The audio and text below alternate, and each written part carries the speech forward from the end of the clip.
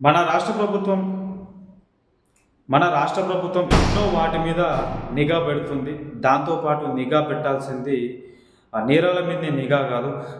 కొద్దిగా ఈ హోటళ్ళ మీద కూడా కొద్దిగా నిఘా పెట్టాలి. పనికిమాలిన ఫుడ్ తీసుకొచ్చి ఫుడ్ పాయిజన్ తర్వాత దీనివల్ల ఏమైపోతుందంటే రోగాలకు గురైపోతున్నారు. కొన్ని కొన్ని హోటల్స్‌లో ఎంత ఘోరంగా అంటే అంత ఘోరంగా అసలు చూడొచ్చు. ఫుడ్ కమిషనర్స్ ఎవరైతే ఉన్నారో వాటి మీద ఖచ్చితంగా రియాక్ట్ కావాలి. వాళ్ళు వాడే ఆయిల్ పనికిమాలిన ఆయిల్ ఎట్లా పడితే అట్లా యూజ్ చేసేసి జనాల ప్రాణాలతోని చిలకాడుతున్నారు. దాని తర్వాత ఎప్పుడో ఈరోజు చేసిన బిర్యానీని తీసుకొనొచ్చి ఫ్రిడ్జ్‌లలో దాచిపెట్టేసి మళ్ళా నైట్ 7, 8 గంటలకు 24 గంటల తర్వాత అదే ఫుడ్‌ని మళ్ళా రీమోడిఫై చేసేసి అమ్మేస్తున్నారు.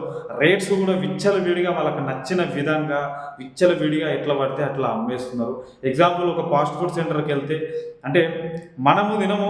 కాకపోతే ఏందంటే ఒక ఫాస్ట్ ఫుడ్ సెంటర్‌కెళ్తే వాడు పెట్టేది గింతైతే దాదాపుగా దాన్ని అమ్మేది మాత్రం రూ. 80, 90. ఒక కేజీ రైస్ మీ అందరికి తెలుసు రూ. 40, రూ.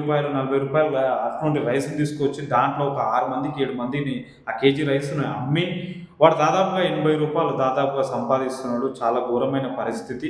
ఫుడ్‌ని ఇంత దారుణంగా అమ్ముతున్నారంటే మీరు దాని గురించి ఆలోచన చేయాలి. హోటళ్ళ మీద ఖచ్చితంగా నిఘా ఎయ్యాల్సింది. ఈ హోటళ్ళ గురించి ఖచ్చితంగా నిఘా ఎయ్యాల్సిందే. ఫాస్ట్ ఫుడ్‌లో కావచ్చు, తర్వాత టిఫిన్ సెంటర్స్‌కెళ్తే కూడా దాదాపు రూ. 50 టిఫిన్. ఎట్లా పడితే ఇట్లా విచ్చలవిడిగా రేట్లు పెంచి జనాలు ఎవరు అడిగేటోళ్ళు లేడు కదా అని చెప్పేసి ఎట్లా పడితే అట్లా రేట్లు పెంచుతున్నారు.